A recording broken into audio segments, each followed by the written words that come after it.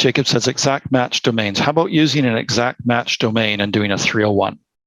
How would you go about it? Would you rank it first and then forward to the main site? Have you had good success using exact match domains to boost a target site? Well, certainly you want it to have an IP. So one of the things I run into is people buy expired domains. They immediately 301. That 301 isn't working because it doesn't resolve to a host, all that sort of thing. So I would assume that you would put it in a hosting account, not for the purpose of building a site, but just to actually give it that DNS connection, give it an IP address.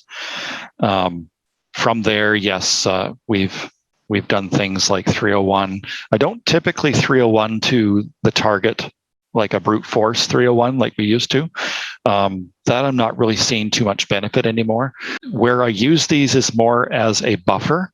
So that buffer property concept where we 301 to maybe like a tier 1. So I've used these to our cloud pages. I've used these to Weebly's, and then they become targets for traffic.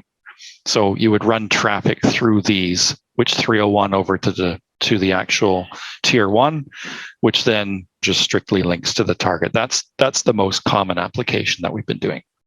But if you're building a site, as you've said, then that's a little bit different. So that is where I would handle it more on the Weebly and mirroring idea, where you've built a site, you've got that specifically set up for different topical relevance on pages, you've got perhaps schema, etc. The issue with, and I assume you're using expired domains because you're not going to get a lot out of 301ing a brand new domain because there's really no history, there's nothing behind that.